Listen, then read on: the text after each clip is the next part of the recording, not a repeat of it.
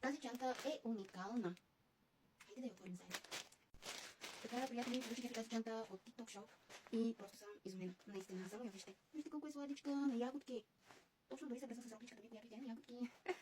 Искам да видите отблизко. Колко е сладка. Просто не очаквах да е толкова красива.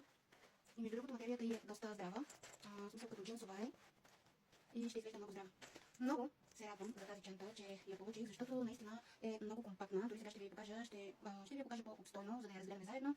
Но вижте колко е голяма. И има няколко джоба. Ето отзад как е. Ето тук отзад си има джобче. Вижте, ето тук.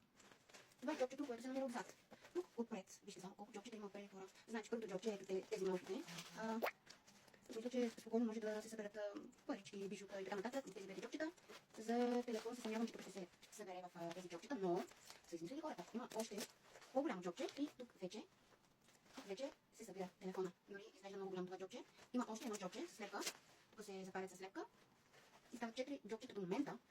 След това, вижте хора, ето тук пак има още един джоб. Вижте колко е голям и тук. Тук могат да се събират доста неща.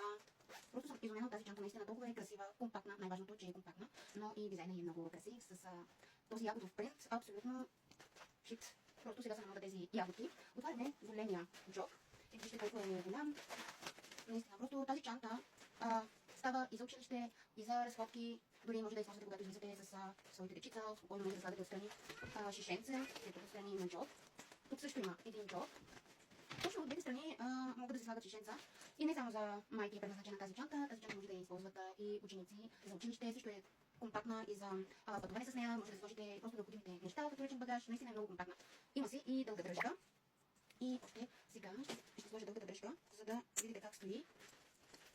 Наистина съм изумена от тази чанта, защото хем изглежда здрава, хем доста компактна, просто си е вау. И доста неща ще събира. Като за мен за една майка, наистина толкова неща мога да събира в нея. Може да си я носите така, ето, вижте как стои, страхотно. Просто е супер чантичката. И дългата дръжка е ето така. Дълга дръжка. По принцип може и да я носите също през рамо, защото ето колко дълга става дръжката. Ето така. И си е супер чантата. Наистина много ми харесва чантата. Просто не очаквах наистина да е за толкова много джобове, да е толкова красива, дизайна отвън. Абсолютно съм доволна от тази чанта. Наистина ви я препоръчвам. И не само заради дизайна отвън, но джобовете са много, просто наистина е много компактна.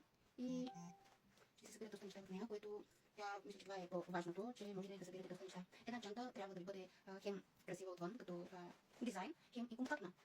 И така. Това е чантичката, ще ви оставя линк като долу, където е жълтата кошничка, натискате там и може да си я поръчате.